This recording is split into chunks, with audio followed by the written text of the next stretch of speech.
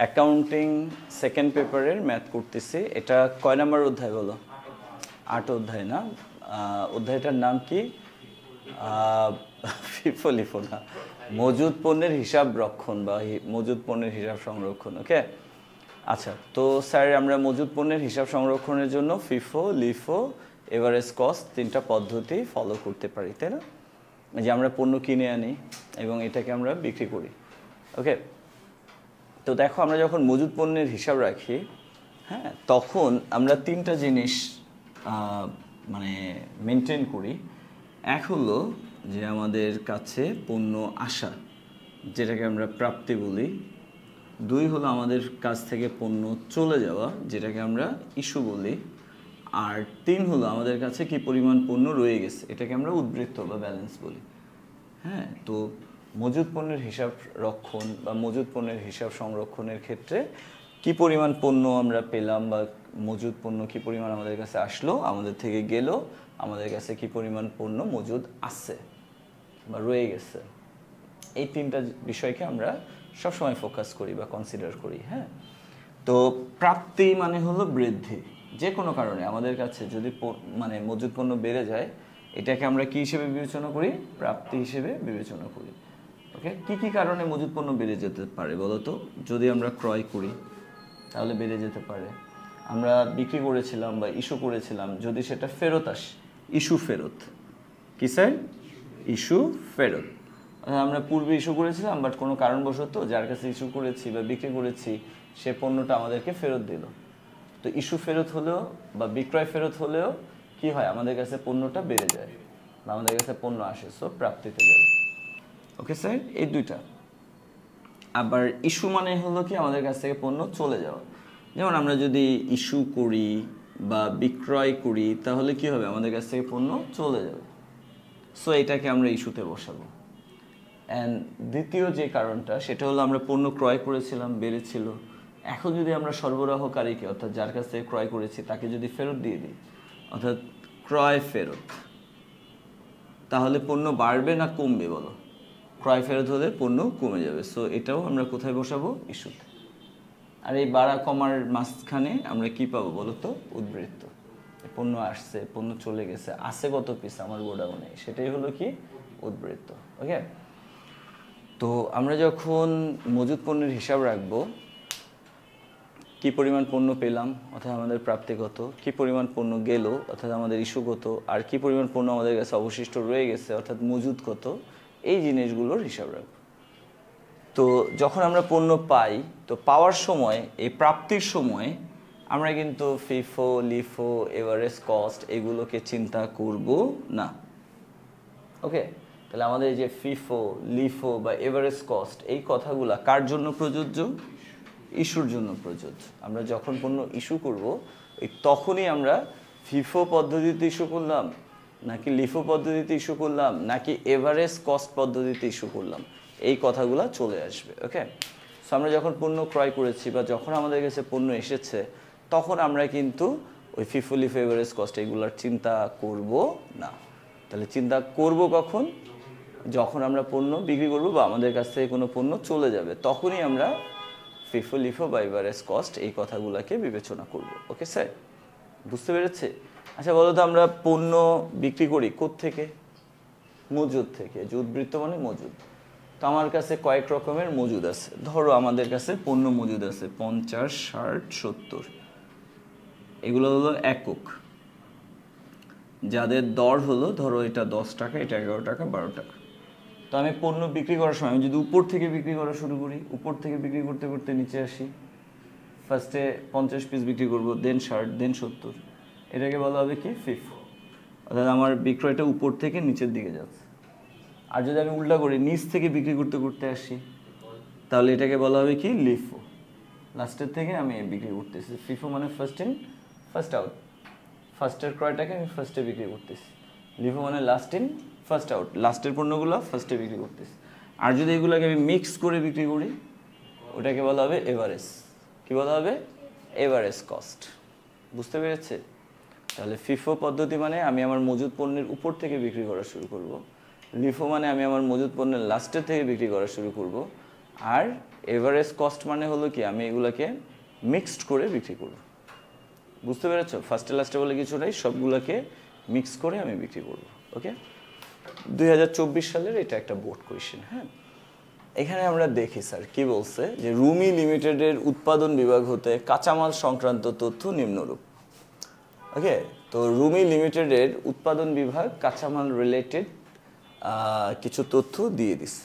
Sir যখন আমরা এই অধ্যায়টা করব, এই মজুদ মালের হিসাব সংরক্ষণ করব, তখন আমরা নিজেদেরকে কি মনে করব বলো তো? আমরা হলাম ওয়্যার হাউস, স্টোরেজ হাউসের বুককিপার। ওকে, অর্থাৎ বাংলায় যদি বলি আমরা হচ্ছে একটা গুদাম ঘরের হিসাব রক্ষক। তো আমরা কি একটা গোডাউন। সো আমাদের কাছে পণ্য আসলে ওটা কি প্রাপ্তি, আমাদের থেকে পণ্য চলে গেলে ওটা ইস্যু। এই আমাদের গোডাউনে বাইরে থেকে পণ্য ঢুকলে প্রাপ্তি, আর গোডাউন থেকে বাইরে পণ্য বের হয়ে গেলে ওটা কি ইস্যু, বুঝছো? এই আচ্ছা, যেমন ধরো আমি যদি পণ্য ক্রয় করি তাহলে আমার মজুদটা কি বাড়বে, আর ইস্যু করলে কি হবে, কমবে। তো আমরা যদি প্রারম্ভিক মজুদের সাথে সবগুলো ক্রয়কে যোগ করি এবং অন্যান্য প্রাপ্তিগুলোকেও যোগ করি, সবগুলো বিক্রয়কে বাদ দিই এবং অন্যান্য ইস্যুগুলোকেও বাদ দিই, তাহলে বলো তো আমরা কি পাবো? আমরা মেয়াদকাল শেষের মজুদ কত সেটা পেয়ে যাব, সমাপনী মজুদ পেয়ে যাব। তাহলে প্রারম্ভিক মজুদের সাথে সবগুলো প্রাপ্তিকে কি করব, যোগ করব, সবগুলো মজুদ প্রদানকে কি মজুদ প্রদানকে কি করব, বিয়োগ করব। তাহলে আমরা কি পেয়ে যাব বলো তো? সমাপনী মজুদ পেয়ে যাব, তাই না? সিম্পল আর কি। তো সমাপনী মজুদ আমাদের হিসাব অনুযায়ী যা, যদি তাই হয়, প্রশ্নের মজুদটা তাই হয় সমাপনী মজুদ, তার মানে বুঝতে হবে ঠিক আছে হিসাব। কিন্তু আমাদের হিসাব অনুযায়ী হলো 10 পিস, কিন্তু প্রশ্নের মধ্যে সমাপনী মজুদ দিয়ে দিচ্ছে কয় পিস? 8 পিস। তাহলে আমাদের হিসাবের সাথে প্রশ্নের হিসাবের সমাপনী মজুদটা মিলছে, তার মানে বুঝতে হবে এখানে কি আছে? ঘাটতি আছে। কি আছে? ঘাটতি আছে, বুঝছো? আচ্ছা, তাহলে যদি কখনো আমাদেরকে বলে যে ঘাটতি মালের পরিমাণ নির্ণয় করো, তাহলে অ্যাট ফার্স্ট আমরা যেটা করব সেটা হলো হিসাব অনুযায়ী সমাপনী মজুদ মালের পরিমাণ কত সেটা নির্ণয় করব। ওকে, আচ্ছা, তাহলে আমরা ক কিভাবে করতে পারি দেখো। ক, আচ্ছা, তো একটা ছক আঁকি আমরা, এটা ছকের মাধ্যমেই করি। আচ্ছা, ঘাটতি মালের পরিমাণ নির্ণয়, ঘাটতি মালের পরিমাণ নির্ণয়। ওকে স্যার,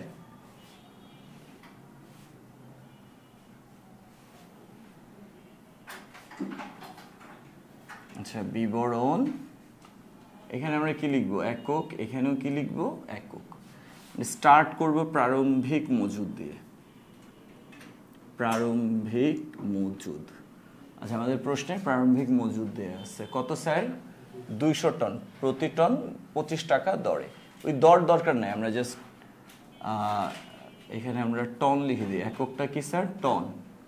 ওকে, তাহলে প্রারম্ভিক মজুদ হচ্ছে কত টন? 200 টন। এটার সাথে আমরা যোগ করব কি স্যার? মোট ক্রয়। যোগ করব মোট ক্রয়। দেখো তো আমরা কয়টা ক্রয় করেছি? 6 তারিখে ক্রয় করেছি, 17 তারিখে ক্রয় করেছি, তাই না? 420 টন ক্রয় করেছি 6 তারিখে, আর 350 টন ক্রয় করেছি 17 তারিখে। তাহলে আমাদের মোট ক্রয় কত হয় বলো তো?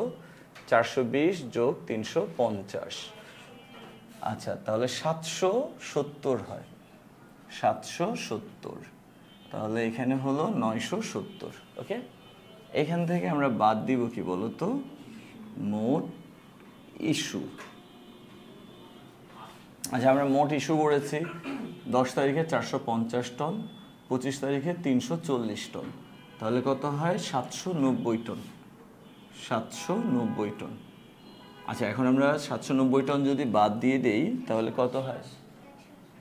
180 টন। আচ্ছা, আমরা এখানে লিখি 180 টন। এটা হলো কি? সমাপনী মজুদ, তাই না? কিন্তু আমাদের কোয়েশ্চেনের মধ্যে সমাপনী মজুদ দেয়া আছে কত? প্রকৃত সমাপনী মজুদ কত? প্রশ্নটা হলো প্রকৃত, মানে অ্যাকচুয়ালি যেটা আমরা পেয়েছি কত, বাট হিসাব অনুযায়ী থাকার কথা কত? তার মানে এখানে ঘাটতি আছে, যা থাকার কথা তা নাই, 20 পিস কম আছে, এটাই হলো ঘাটতি। তো এখান থেকে আমরা বাদ দিয়ে দিব প্রকৃত সমাপনী মজুদ। প্রকৃত সমাপনী মজুদ 160 টন। তাহলে এই যে 20 টন পেলাম, এটাই হলো ঘাটতি মজুদ, ঘাটতি মজুদ বা ঘাটতি মাল, যেটাই বলো। এখানে ঘাটতি মালের পরিমাণ নির্ণয় করতে বলছে, এই যে ঘাটতি মালের পরিমাণ বা ঘাটতি মজুদের পরিমাণ। আচ্ছা, আমরা ঘাটতি মালের পরিমাণ লিখে দিই। ঘাটতি মালের পরিমাণ কত? 20 টন। বুঝতে পেরেছো স্যার? ওকে, পারা যাবে না? অনেক ইজি। আচ্ছা, তোমরা বলো তো স্যার, এই যে ঘাটতি যে আমরা পেলাম 20 টন, এই ঘাটতিটা আমরা কি প্রাপ্তিতে দেখাবো নাকি ইস্যুতে দেখাবো? আচ্ছা, ঘাটতি মানে কি? আমাদের কাছে মাল বাড়ছে নাকি কমছে? মজুদ বাড়ছে না কমছে? বাড়লে প্রাপ্তি আর কমলে ইস্যু। তাহলে ঘাটতিটাকে আমরা অলওয়েজ কোথায় দেখাই? ইস্যুতে দেখাই। ওকে স্যার, এটাকে আমরা ইস্যুতে দেখাবো। আচ্ছা, আমি মুছে দিই। আচ্ছা, এবার আমরা খ করি। বলছে ফিফো পদ্ধতিতে মাল খতিয়ান প্রস্তুত করো। তো আমরা এখন একটা মাল খতিয়ান করব। কোন পদ্ধতিতে? ফিফো। ফিফো কথাটার মানে কি? First in first out. ফার্স্টে আমরা যেগুলো ক্রয় করেছি, ফার্স্টে আমরা ওইখান থেকে কি করব? বিক্রি করব। অর্থাৎ আমাদের বিক্রয়টা হবে ফার্স্টের থেকে, তাই না বলো? আচ্ছা, তো আমরা এখন একটা মাল খতিয়ান তৈরি করব। মাল খতিয়ান তৈরি করার জন্য আমাদেরকে একটা ছক আঁকতে হবে। ওকে, তো ছকের ঠিক মাঝখানটায় আমরা কোম্পানির নাম লিখব। কোম্পানির নাম কি বলো তো? রুমি লিমিটেড এর মাল খতিয়ান। রুমি লিমিটেডের মাল খতিয়ান আমরা লিখলাম এটা। হ্যাঁ, আচ্ছা, ডান দিকে আমরা কয়টা কথা লিখব? 3টা। সর্বোচ্চ মজুদ মাত্রা আর সর্বনিম্ন মজুদ মাত্রা। আর কি লিখব? আচ্ছা, পুনঃ ফরমায়েশ পরিমাণ, রাইট? পুনঃ ফরমায়েশ পরিমাণ।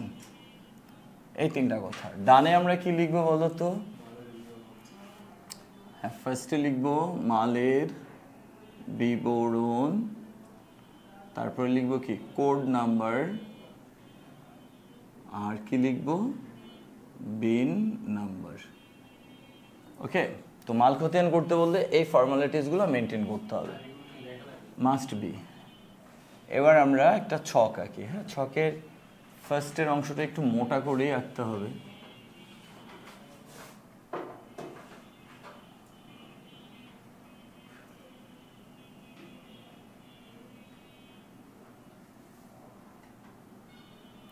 ওকে, এই যে স্পেসটা, এখানে আমরা 1 স্কেল পরিমাণ কেটে নিলাম তারিখ লেখার জন্য, 2 স্কেল পরিমাণ কেটে নিলাম বিবরণ লেখার জন্য।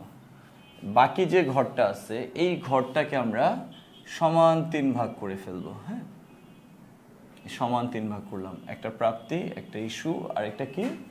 উদ্বৃত্ত।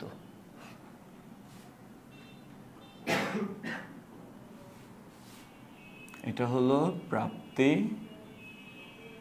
এটা হলো ইস্যু, আর এটা হলো উদ্বৃত্ত। ওকে, এই প্রাপ্তির এইখানটা আবার তিনটা ঘর রাখবেও। একটা হলো পরিমাণ, একটা হলো দর, আর একটা হলো টাকা। সেম,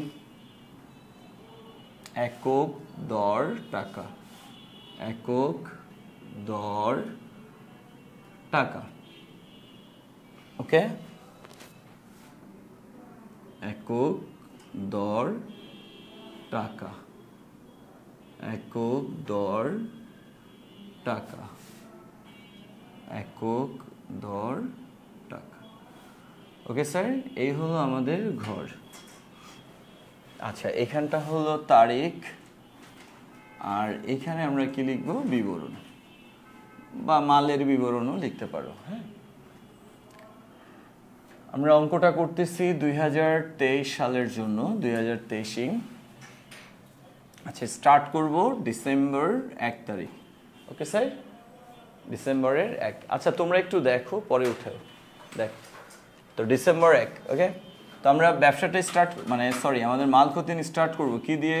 প্রারম্ভিক মজুদ। প্রারম্ভিক মজুদ দিয়ে। তো আমাদের প্রারম্ভিক মজুদ দেওয়া আছে কত? 200 টন। প্রতি টনের দাম কত? 25 টাকা। হ্যাঁ, তাহলে প্রারম্ভিক মজুদ, এটা ডিরেক্ট মজুদ উদ্বৃত্তের ঘরে যাবে। 200 কয় টাকা করে? 25 টাকা করে। তাহলে কত হয় বলো তো স্যার? 5000 হলো। এই বসেছো না? Okay fine. তো বসানোর পরেই একটা দাগ দিয়ে দিবা, এই বসানোর পরেই একটা দাগ। আচ্ছা এবার বলো তো আমরা কত তারিখটা লিখবো? আচ্ছা আমরা এই তারিখের ঘরে দাগ দিব না, বিবরণ থেকে দিব। আচ্ছা ডিসেম্বরের কয় তারিখ? 1 তারিখ তো গেলে, এরপর কি? 6। ওকে স্যার তোমরা বলো তো ডিসেম্বরের 6 আমরা কি করেছি? ক্রয় করেছি। ওকে, ক্রয় করেছি। তাহলে ক্রয় করলে মজুদ যাবে না আসবে? সো আমরা প্রাপ্তিতে বসাবো। ওকে, তো আমরা এখানে লিখলাম ক্রয়। ক্রয় লিখে আমরা, আচ্ছা একটা জিনিস, যে ডিসেম্বরের 6 লিখলা না, এখানে ক্রয়ও লিখছো, that's good. But at first তুমি কি করবা জানো? মজুদগুলো নামিয়ে নিবা। তোমার আগে মজুদ যা ছিল ওই মজুদগুলো কি করবা? নামিয়ে নিবা। তাহলে আমার আগে মজুদ ছিল 225 টাকা করে, টোটাল কত? 5000 নামালাম। এবার আসো ডিসেম্বরের 6 আমরা কি লিখলাম? ক্রয়। এখানে অনেক উদ্বৃত্ত লেখার দরকার নেই, ক্রয় লিখলাম। ক্রয় কত পিস আমরা ক্রয় করেছি স্যার? 420। কয় টাকা করে? 27 টাকা করে। কত হয় দুইটার গুণফল? 11340। ওকে, আচ্ছা তুমি যখন ক্রয় করবা তখন পণ্য আসছে, তাই প্রাপ্তির ঘরে বসালা। দ্বিতীয় কাজ হলো এই প্রাপ্তির ঘরে যা বসিয়েছ হুবহু তা কোথায় বসিয়ে দিবা? উদ্বৃত্তের ঘরে বসিয়ে দিবা, একদম যেভাবে আছে ঠিক সেভাবেই। 420 27 টাকা করে 11340 হলো। লিখা শেষ? এবার দাগ দিয়ে দাও। এবার বলো তুমি কয় তারিখে আসছো? ডিসেম্বরের 6 গেল, এবার কি? ডিসেম্বরের 17। ডিসেম্বরের 17। ওকে, তো ডিসেম্বরের 17। এবার আসো আমরা ডিসেম্বরের 17তে কি করলাম বলো তো? ইস্যু করলাম না? ডিসেম্বরের 17 তারিখে আমরা কি করেছি? ইস্যু করেছি। ওকে, ইস্যু করা মানে বিক্রি করা। তো আমরা বিক্রি করেছি কত পিস? আচ্ছা তোমরা সবাই বলো স্যার, এই যে আমরা 450 পিস পণ্য যে বিক্রি করলাম, আমরা কোত্থেকে বিক্রি করলাম? না, উপর থেকে নিচের থেকে ওটা পরের কথা। কোত্থেকে বিক্রি করলাম? এই যে আমরা যে ডিসেম্বরের 10 তারিখে 450 পিস পণ্য বিক্রি করেছি, কোত্থেকে করেছি? ঠিক তার আগে যে মজুদ আছে সেখান থেকে। তা আমি 10 তারিখের পণ্য বিক্রি করেছি 10 তারিখের ঠিক আগের মজুদ থেকে। আমি কি এখান থেকে করছি না এখান থেকে? তাই না? 10 তারিখের আগে যে মজুদগুলো আমাদের আছে এখান থেকে। তো 10 তারিখের আগে আমার কয় রকমের মজুদ আছে? 2 রকম, 200 আর কত? 420। তো আমরা বিক্রি করলাম কত? আচ্ছা 450। আমরা কোন পদ্ধতিতে বিক্রি করছি? অর্থাৎ ফার্স্টের থেকে, ফার্স্ট ইন ফার্স্ট আউট। তো ফার্স্টে যেটা ইন হয়েছে অর্থাৎ ক্রয় করেছি, ফার্স্ট আউট, ওইখান থেকে আমরা বিক্রি করব, তাই না? তাহলে এই যে 2 রকমের মজুদ আছে, আমরা যদি বলে ফিফো, তার মানে বুঝতে হবে যে আমরা উপর থেকে বিক্রি করা শুরু করেছি। তাহলে বলো আমরা টোটাল বিক্রি করেছি কত পিস? 450 পিস বিক্রি করেছি। ফার্স্টে কোনটা? 200। এটার রেট কত করে? 25 টাকা করে, তাই না? অবশিষ্ট রইল কত? এই 250 আমি কোত্থেকে বিক্রি করছি? এখান থেকে। রেট কত? 27 করে। বুঝতে পারছি? তাহলে আমরা ইস্যু করলাম কয়ভাবে একটু বলো। এই যে 450 পিস যে আমরা বিক্রি করেছি কয়ভাবে? 2 ভাবে। এই উপরের 200 ফার্স্টে আমরা বিক্রি করে দিয়েছি। তাহলে আমরা ইস্যুর এখানে লিখতে পারি 200 কয় টাকা করে? 25 টাকা করে। তো অবশিষ্ট কত পিস? 250 পিস। কোত্থেকে বিক্রি করেছি? নিচের থেকে। এইখান থেকে বিক্রি করলাম অবশিষ্ট 250 পিস। কয় টাকা করে? তাহলে দেখো আমার টোটাল কত? 450 হলো। আর এখানে 200 পিস 25 টাকা করে, কত হয়? 5000। 250 পিস 27 টাকা করে, 6750। যদি দুইটাকে যোগ করি 11750। বুঝতে পারলাম? গুড। আচ্ছা যদি আমরা বুঝতে পারি, এবার দেখো তো এখানে কি হবে।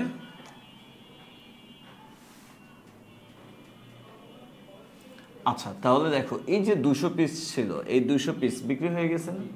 তাহলে এই 200 পিসের আর কোনো কিছু অবশিষ্ট আছে? এই যে 420 পিস, এখান থেকে কয় পিস বিক্রি হয়েছে? তাহলে বলো তো এই 450 থেকে এখন অবশিষ্ট আছে কত? 170 পিস। কয় পিস? 170 পিস অবশিষ্ট আছে, যার প্রত্যেকটার দাম কয় টাকা? 27 টাকা। তাহলে টোটাল কত হয়? 170 গুণ 27, 4590 টাকা হয়। বুঝতে পারলাম? বুঝে গেল? গুড। এবার আসো ডিসেম্বরের কত তারিখ? 17। 10 গেল, এবার আমরা 17-র কথা বলি। আচ্ছা ডিসেম্বরের 17তে আমরা কি করেছি? ক্রয় করেছি। বলো তো পণ্য কি গেছে না আসছে? আসছে। পণ্য ক্রয় করেছি। কত পিস ক্রয় করেছি? 350। কয় টাকা করে? 28 টাকা করে। টোটাল কত হয়? 9800। ওকে, এখন আসো তাহলে বলো তো আমি যখন পণ্য ক্রয় করলাম 350 পিস, এটা তো আছে, আর আগের আছে কত? তাহলে আগেরটা আগে লিখি। আগের 170 আছে, কয় টাকা করে? 27 টাকা করে, টোটাল 4590 টাকা। আবার নতুন করে আমার গোডাউনে ঢুকলো কত পিস? 350 পিস, 28 টাকা করে, কত? 9800 টাকা। এই হলো আমার মজুদের অবস্থা। ওকে, 17 তারিখের মজুদ এটা। এবার আসো 25 তারিখে আমরা আবার কি করলাম? ইস্যু করলাম। যে ডিসেম্বরের 25 তারিখে আমরা ইস্যু করলাম, তাই না? আচ্ছা আমরা ইস্যু করেছি কত পিস? 340 পিস। এখন তোমরাই বলো যে 25 তারিখে আমি যে ইস্যু করছি কোত্থেকে করছি? ঠিক তার আগের মজুদ থেকে, এই যে এখান থেকে। কত পিস ইস্যু করলাম? 340 পিস। তো বলো 340 পিস কি আমি একসাথে বিক্রি করছি? না। তাহলে উপরে আমার আছে কত? তাহলে আমি ফার্স্টে 170 পিস বিক্রি করলাম, দেন অবশিষ্ট কত? 170 পিস আমি কোত্থেকে বিক্রি করব? এই নিচের থেকে, তাই না? বলো। তাহলে এই 170 পিস আমি ফার্স্টে বিক্রি করলাম, যার দর কত? 27 টাকা। বাকি 170 পিস আমি এখান থেকে বিক্রি করলাম, যার দর কত? 28 টাকা। তাহলে টোটাল কত হলো? 340 পিস। এই 170-এর দাম কত? 4590, তাই না? আর এই 170-এর দাম কত হবে বলো তো? 4760 টাকা। টোটাল কত হবে? এখানে টোটাল যোগ করলে কত হয় স্যার? 9350 টাকা হলো। আমরা কি বুঝতে পারলাম? আচ্ছা এখন বলো তো এই যে 170 এটা সেল হয়ে গেছে না? তাহলে এখান থেকে আর কিছু অবশিষ্ট আছে? না। এই যে 350 এখান থেকে সেল হয়েছে কত? 170। তাহলে অবশিষ্ট আছে কত? 180। কয় টাকা করে? 28 টাকা করে। টোটাল কত? 5040 টাকা হলো স্যার। আচ্ছা এরপর আচ্ছা তাহলে বলো আমাদের হিসাব অনুযায়ী সমাপনী মজুদ কত? 180। কিন্তু 31 তারিখে বলতেছে সমাপনী মজুদ কত? 160। তো সমাপনী দেখো আর তো কোনো লেনদেন নাই, তার মানে এখানেই শেষ। তাহলে সমাপনী মজুদ কত হওয়ার কথা? 180, বাট এখানে বলছে কত? আছে কত? 160। এটা হলো হওয়ার কথা, বাট প্রকৃতপক্ষে আছে। তাহলে আমরা কি বুঝতে পারলাম? 20 পিস ঘাটতি আছে, তার মানে 20 পিস মাল কম আছে বা থাকার কথা নাই। এটা দ্বারা কি প্রাপ্তিকে বোঝায় না প্রদানকে বোঝায়? ইস্যুকে বোঝায়। তাহলে ঘাটতিটা আমরা কোথায় বসাবো? ইস্যুতে। সেম ডিসেম্বরের 31 আমরা এখানে কি লিখব? ঘাটতি। কত পিস ঘাটতি? এই 20 পিস কোথা থেকে? এখান থেকে না? এখান থেকে তো 20 পিস ঘাটতি। তাহলে 180, এখান থেকে আমরা ঘাটতি দেখাবো কয় পিস? 20 পিস। কয় টাকা করে? 28 টাকা করে। তাহলে কত হয়? 560 টাকা নাকি? এখন 180 থেকে যদি 20 পিস চলে যায় থাকে কত? 160। কয় টাকা করে? 28 টাকা করে। কত টাকা হয়? 4480। ওকে স্যার, এইখানে আমাদের ম্যাথটা শেষ। বুঝতে পারলাম? তাহলে ফিফো পদ্ধতিতে আমরা মাল খতিয়ান করতে পারবো নাকি পারবো না? ইয়েস, পারবো। তাহলে দেখো আমরা এখান থেকে যেটা বুঝতেছি যে ডিসেম্বর 1 তারিখে যখন আমরা বিজনেসটা মানে আমাদের হিসাবটা স্টার্ট করি তখন আমাদের কাছে 20 পিস মজুদ ছিল, প্রত্যেকটার দাম ছিল 25 টাকা, টোটাল ভ্যালু ছিল কত? 5000। আর একদম লাস্টের ডেতে বা হিসাবকালের শেষের দিনে আমাদের কাছে কি পরিমাণ মজুদ আছে? 160 পিস, যার প্রতিটার দাম কত? 28 টাকা, মোট কত? 4480। আমরা এখানে এটাকে ক্লোজ করে দিতে পারি, তার মানে আমাদের মানে হিসাবটা এখানে শেষ, হিসাবকালটা। হ্যাঁ, বুঝতে পারলাম? এটাই হলো আমাদের সমাপনী মজুদ। তো সমাপনী মজুদ কত পিস অথবা কত টন? 160 টন। কত টাকা? 4480 টাকা। ক্লিয়ার? বুঝতে পেরেছো? ওকে, তো আমরা এখন কি করব? গ করব, তাই না? আচ্ছা, গটা করব কোন পদ্ধতিতে? ভারযুক্ত গড় পদ্ধতি। ও সরি, মাল খতিয়ান। আচ্ছা, এটা হলো, আমি ওখানে ফিফোটা লিখি নাই না? ও মাই গড। আচ্ছা, আগেরটা ফিফো পদ্ধতিতে ছিল। হ্যাঁ, তো আমরা খতে করেছিলাম কোন পদ্ধতিতে? ফিফো, ওইটা লিখতে হবে। হ্যাঁ, এখন আমরা কি করব? ভারযুক্ত গড় পদ্ধতি। এটা একটা মিস্টেক হয়ে গেছিল, ওই ফিফোটা লিখতে হতো। হ্যাঁ, তোমরা ওই যে ফিফো পদ্ধতি লিখবা। এখন যেমন আমরা ভারযুক্ত গড় পদ্ধতিটা লিখলাম। ওকে, তো চলো আমরা এখন ভারযুক্ত গড় পদ্ধতিতে সেম ম্যাথটাকে আবার সলভ করব। ওকে, তো ওই ঘর একই রকম হবে, স্টার্টও সেমভাবে হবে, ডিসেম্বর 1, প্রারম্ভিক মজুদ পণ্য যা আছে তাই। ওকে, আচ্ছা আমরা এখানে একটা দাগ দিয়ে দিই। স্যার দেখো প্লিজ। আচ্ছা, এরপরের তারিখটা কত? ডিসেম্বর 6। আমরা এখানে কি কি লিখলাম? ক্রয়।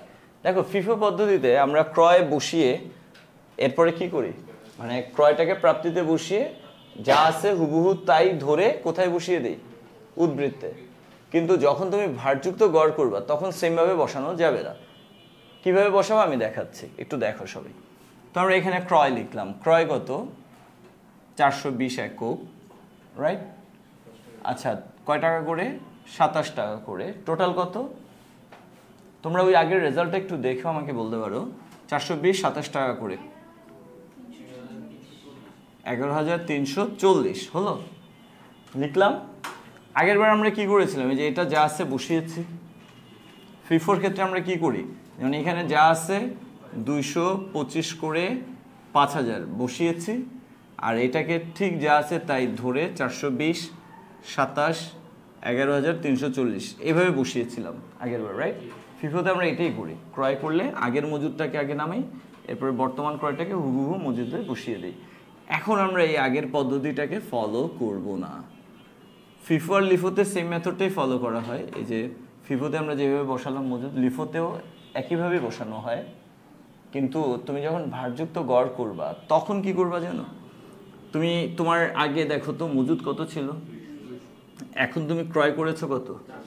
তাহলে তোমার গোডাউনে এখন কি আর 200 পিস আছে? না, তাহলে 200 আর 420 টোটাল কত হয়? 620। তার মানে তুমি আগের মজুদ এককের সাথে বর্তমান ক্রয়টাকে কি করে দিবা? যোগ। এবার আসো, এবার আমি যদি টাকার কথা বলি, আগে কত টাকার মজুদ ছিল, এখন কত টাকার?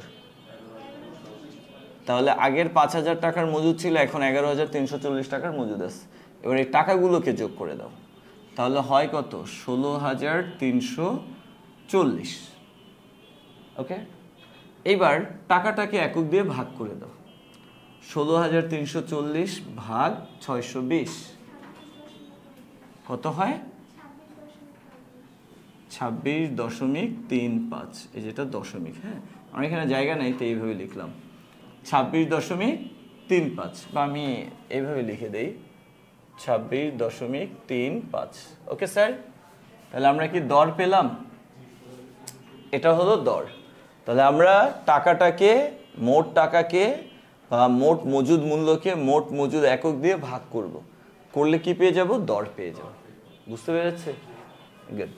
এবার আমরা এটাকে ক্লোজ মানে দাগ টেনে দিলাম। এবার আসো, কয় তারিখ? 10 তারিখে আমরা কি করেছি? ইস্যু। কয় পিস ইস্যু করেছি? 450। কোত্থেকে? 10 তারিখে ইস্যু করেছি ঠিক তার আগের মজুদ থেকে, তার মানে 620 থেকে। দেখো আগে তো 2 রকমের পণ্য ছিল, এর জন্য ফিফো না লিফো এটা চিন্তা করছো। এখন কি তোমার ফিফো লিফো চিন্তা করার দরকার আছে? নাই। কেন নাই? কারণ 620 আছে। এখান থেকেই তুমি কয় পিস ইস্যু করলা? 450। তার মানে তোমার ইস্যু হলো কত? 450। দর কত? 26.35, রাইট? এবার 450-কে গুণ দাও 26.35 দিয়ে, ব্যাস। তাহলে হয় কত? 11,858। 11,858। আমরা দশমিকগুলো অ্যাভয়েড করতেছি যে এইখানে, হ্যাঁ, বুঝতে পেরেছো? তাহলে এখন বলো তোমার কাছে কত মজুদ আছে? 620 থেকে তোমার মাইনাস করো 450, তাহলে থাকে কত? 170। দর কত করে? 26.35 করে, তাই না? আচ্ছা, আর এখানে কত? 16,340 থেকে মাইনাস করবা কত? 11,857। 16,340 মাইনাস 11,857, এই 58, তাহলে হয় 4,482 টাকা। বুঝতে পারলাম? কি বুঝলাম? যে আমার আগে মজুদের উদ্বৃত্ত ছিল 620, সেখান থেকে আমি বিক্রি করে ফেললাম বা ইস্যু করলাম 450। সো এই 620 একক থেকে 450 একক মাইনাস, তার মানে আমার এখন মজুদ আছে 170 একক। আচ্ছা, আগে এবার আমি মানে একক থেকে একক বাদ দিয়ে এককের মজুদ বের করলাম। এবার টাকা থেকে টাকা বাদ দিয়ে টাকার মজুদ বের করলাম। যে আমার আগে ছিল 16,340 টাকার পণ্য, আমার চলে গেল 11,858 টাকার পণ্য। এখন আমার কাছে আছে কত টাকার পণ্য? 4,482 টাকার পণ্য। বুঝছো? ওকে, এখন তুমি যদি এটাকে এটা দিয়ে ভাগ দাও, 4,482-কে 170 দিয়ে ভাগ দাও, দেখবা কত হবে? ওই 26.35 হবে। বুঝতে পেরেছে সবাই? ওকে, 10 গেল। এবার কত? 17। 17 আমরা কি করলাম? ক্রয়। আচ্ছা, আমরা কত পিস ক্রয় করেছি? 350। তাহলে এটা প্রাপ্তিতে যাবে, তাই না? বলো 350 কয় টাকা করে? 28 টাকা করে। তাহলে 350 28 টাকা করে কত হয়? গুণ 28, 9,800, রাইট? এখন আমরা কি আগের মতো বসাবো? এখানে যা আছে তাই বসাবো, আবার এইটাকে ধরে এখানে বসাবো, এরকম করবো? উত্তর হলো না। ভারযুক্ত গড় যখন করব তখন আমরা আগের মজুদের সাথে বর্তমান ক্রয়কে কি করব? যোগ করব। তাহলে আমার 170 পিস ছিল আগে, নতুন করে 350 পিস চলে আসলো। এখন আমার কাছে মজুদ আছে কত পিস? 520 পিস। আগে যে পণ্যগুলো ছিল সেটার মূল্য কত? 4,482 প্লাস নতুন করে যে পণ্যগুলো এসছে তার মূল্য কত? 9,800। তার মানে এখন আমার কাছে যে পণ্য আছে তার মোট মূল্য কত? 14,282। এবার আমরা 14,282-কে ভাগ দিব কত দিয়ে? 520 দিয়ে। তাহলে আমরা কত পেলাম? 27.47। বুঝতে পারলাম? তার মানে আমার এখন গড় ব্যয় প্রতি পিসের জন্য কয় টাকা? 27.47 টাকা। ওকে, এরপরে কত তারিখ বলো? 25। আমরা 25 তারিখে কি করলাম? ইস্যু করলাম কত পিস? 340 পিস। তাহলে 25 তারিখে ইস্যু করেছি ঠিক তার আগের মজুদ থেকে, অর্থাৎ এই 520 পিস থেকে আমরা কয় পিস বিক্রি করেছি? হ্যাঁ, তাহলে আমার এখানে ইস্যু হবে কত পিস? 340 পিস। কয় টাকা করে? 27.47 করে। বুঝতে পারলাম? তাহলে 340 গুণ 27.47 ইকুয়াল কত হচ্ছে? 9,340। 9,340। আমরা এই 520 থেকে মাইনাস করবো কত? 340। 520 মাইনাস 340 কত হয়? 180। এবার আমরা কি করব? 14,282 থেকে মাইনাস করব কত? 9,340। তাহলে কত হয়? 4,942। ওকে স্যার, এটাকে যদি আমি এই যে 4,942-কে 180 দিয়ে ভাগ দিই, দেখবে এই রেজাল্টটাই হবে, 27.47 হবে। ওকে, এরপরে কত তারিখ? 31। আচ্ছা, সমাপনী মজুদ কত? 160। দেখো আমাদের আছে কত? 180। তার মানে আমাদের যা আছে বাস্তবে মজুদ তার চেয়ে কি কম, তার মানে এটা কি ঘাটতি। আর ঘাটতি থাকলে ওটা কোথায় দেখাতে হবে, ইস্যু। তাহলে আমি ইস্যুতে, তার মানে এইখান থেকে ঘাটতি আছে, এই 180 পিস থেকেই কি 20 পিস ঘাটতি আছে। সো আমি এখানে ঘাটতি 20 পিস দেখালাম, 27.47, তাই না বলো? তাহলে 20 গুণ 27.47, তাহলে কত হয় 549.4। আচ্ছা দশমিক দেওয়ার দরকার নেই, আমরা 549 লিখলাম। ওকে স্যার, এখন কি করব, এই যে 180 থেকে 20 পিস মাইনাস করব, তাহলে কত হয় 160। আর এই যে 4942, এখান থেকে আমরা মাইনাস করব কত 549 ইকুয়াল 4393। ওকে, এখন এটাকে আমি 4393-কে যদি ভাগ দিই 160 দিয়ে, তাহলে রেজাল্টটা হবে কত 27.47।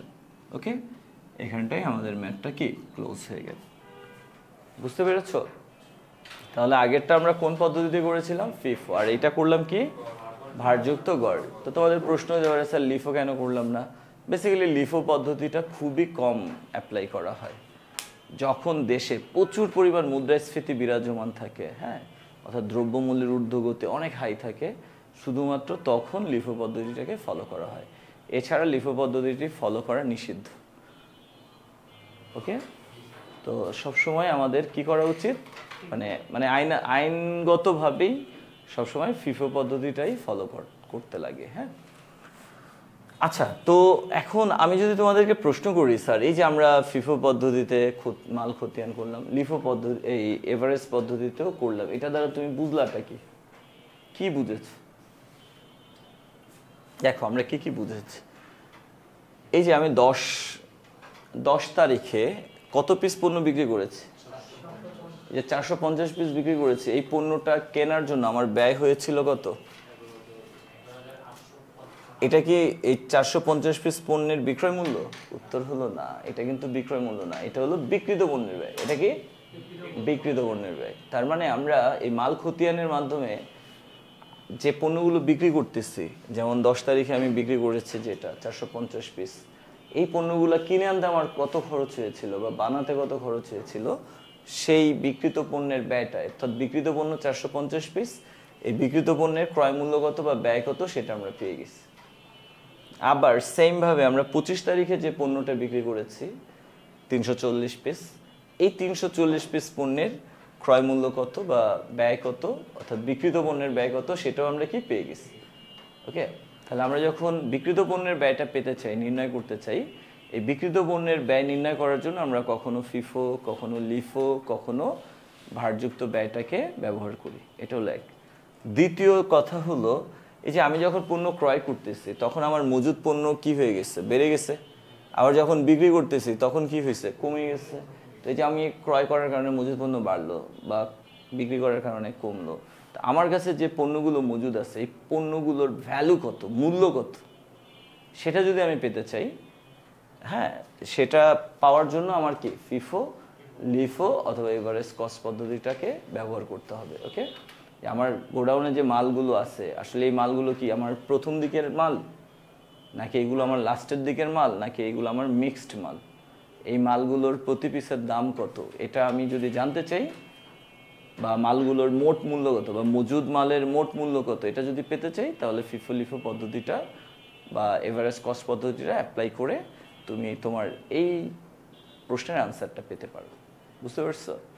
আচ্ছা, তো আমরা এখানে যারা আছে সবাই বুঝতে পেরেছি? ওকে, ফাইন।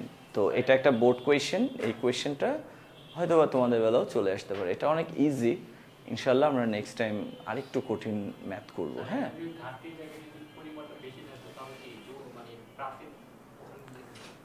আচ্ছা, তো ও যে প্রশ্নটা করছে যে স্যার এখানে তো 160 আছে, তার মানে আমরা বুঝে গেলাম যে 180 থাকার কথা, আছে 160, তার মানে ঘাটতি আমরা দেখিয়ে দিছি।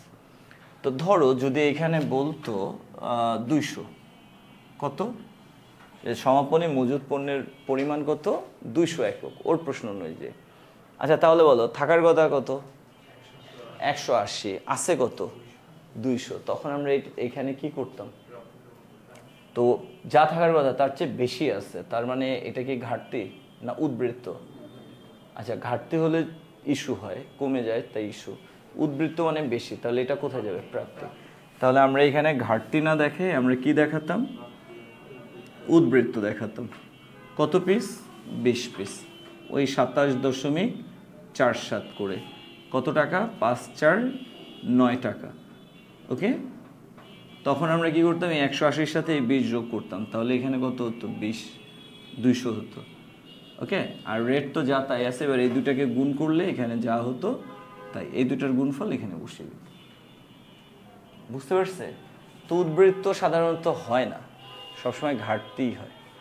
ঘাটতি হওয়ার পিছনে অনেক রিজন আছে, ধরো ভেঙে যেতে পারে, চুরি হয়ে যেতে পারে। আর উদ্বৃত্ত মানে কি? বাচ্চা ফোটাবে? হ্যাঁ, না না, হ্যাঁ হ্যাঁ হ্যাঁ, ক্ষতি মানে ঘাটতি। হ্যাঁ, ঘাটতি হলে ইস্যুর জায়গায় বসবে। আর উদ্বৃত্ত যদি হয় তাহলে তুমি লজিক্যালি এইভাবে বসাবা, প্রাপ্তিতে বসাবা, দেন মজুদের সাথে যোগ করে বসিয়ে দিবা। বাট উদ্বৃত্ত কখনো তুমি পাবা না, বাট তোমার প্রশ্নের অ্যান্সারটা এরকম হবে আর কি। ওকে স্যার, ঠিক আছে, তাহলে আমরা আজকে শেষ করি এখানে।